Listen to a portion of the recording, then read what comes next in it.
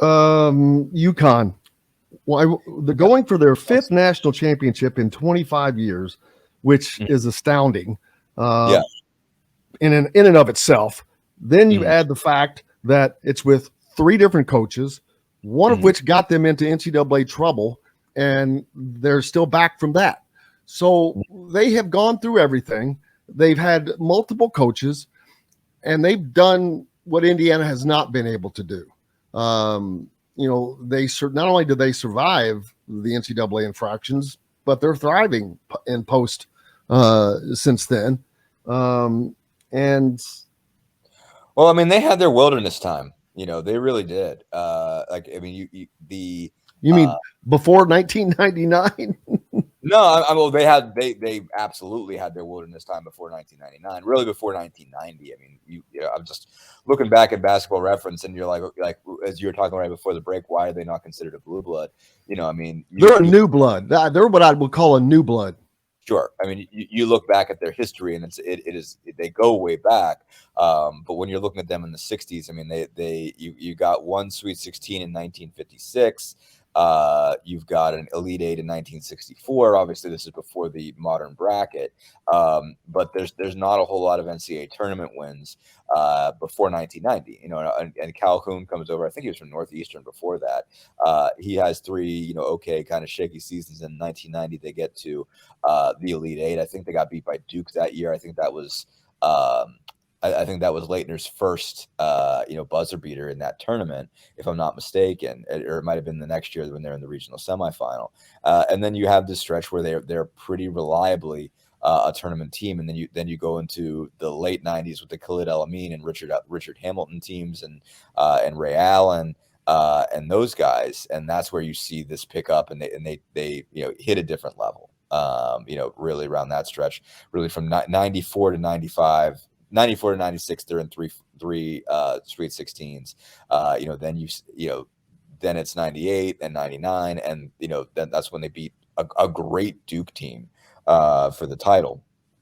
And you sort of begin this run, and there's been there's been rough seasons in between, and there have been rough tournament finishes in between, and years where they struggled or lost when they weren't supposed to. I remember they were the team that lost to George Mason to let them get in the Final Four. I mean, I'll never forget that game because I remember thinking, okay, like this UConn team should be the most talented team in the country, and it is looking silly against this 11 seed.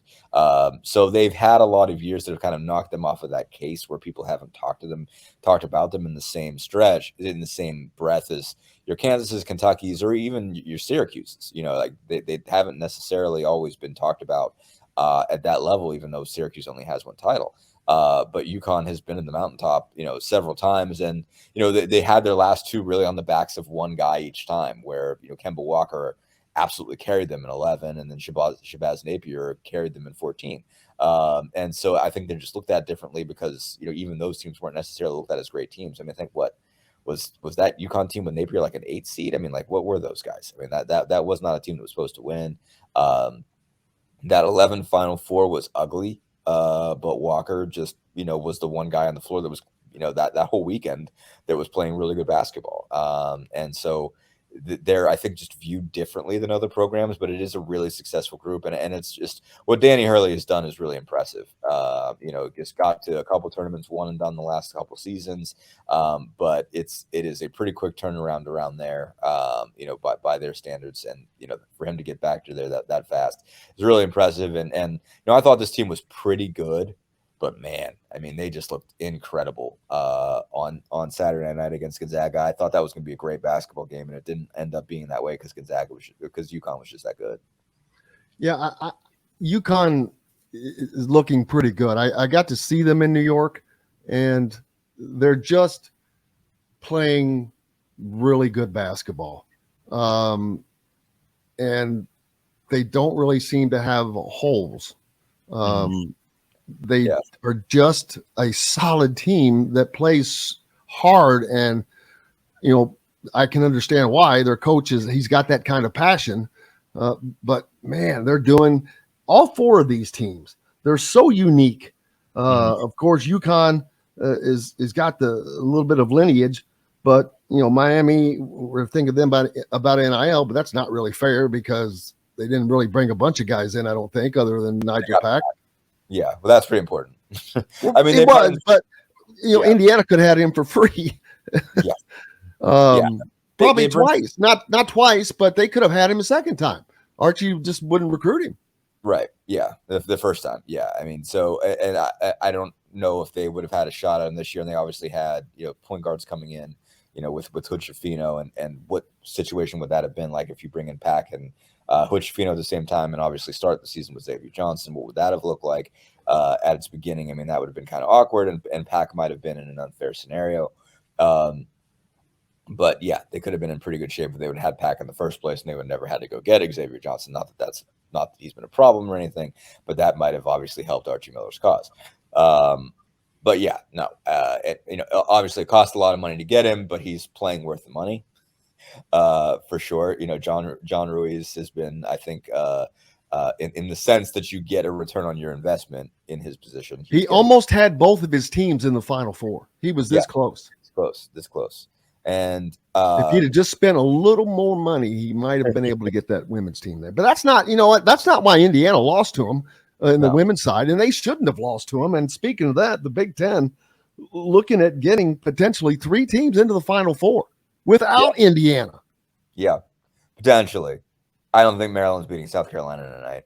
Yeah, and then you've also, that would require Ohio State to beat Virginia Tech, which Ohio State has been on a run since they beat Indiana in that second round game of the Big Ten tournament, where they came back from that 23-point deficit. They have just turned it around. Mm-hmm. Yeah, no, for sure. That's a team that Indiana beat by nearly 30 at Ohio State. Yeah, and that press, that athleticism they can be trouble. So that's going to be a fun game tonight, I think. Virginia Tech's really good. I know Virginia Tech's coach, Kenny Brooks, was James Madison's women's coach when I was there. He's a good dude. And it's weird to see him with as much gray hair as he's got, because he didn't have that much when we were both in Harrisonburg. So I feel old just looking at him. But that's going to be an interesting game tonight. So a couple really interesting ones to see who gets those last couple Final Four spots. Texas Tech. Now, that would not be a bad landing spot for Dustin. No, that would not. That'd be a good landing spot. Temple would be a pretty good landing spot. I mean, think Temple would be? Mm-hmm. What's that? Is Temple is that a step up though? Job. It's not a great job, but it's an okay job. I mean, I think Texas Tech, if you got that gig, that's a good one. Texas Tech is different because you're in the Big 12. You're talking, that's a big time move there. Yeah, you're what, and 3 it's a years? Good spot. You can recruit. Yeah. It's hard to recruit to Lubbock, but you can do it.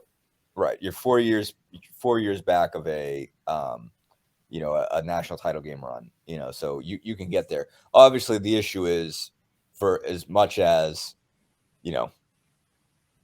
their 2 coaches are, got themselves in trouble for various reasons. They obviously had a style of play, Chris Beard and Mark Adams together, managed to make those guys a really, really tough defensive team.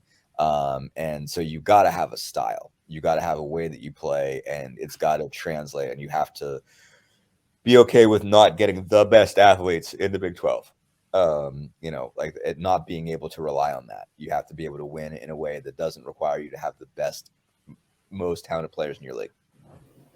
You have. Are the days of Duke, Kentucky, Indiana, whomever you want to say, dominating, are those days over now because of the transfer portal, because of the NIL? I mean, I would have thought that too, but because they can go out and get anybody they want. Kentucky did. Right.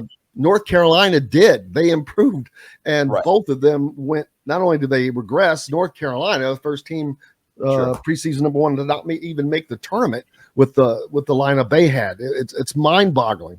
I mean, the thing is, so what I'll say, like what this is going to be long term, I think, is that you are going to be able to get good again faster, because you can go get these guys. And Kansas State.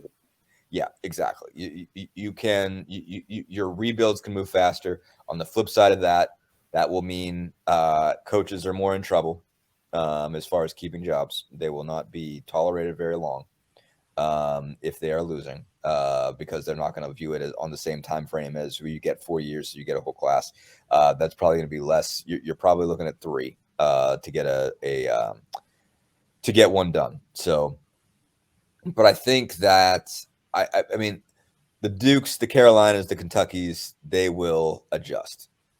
Fred Hevelon, John Ruiz is not the new Sam Gilbert because John Ruiz is allowed to pay these people legally.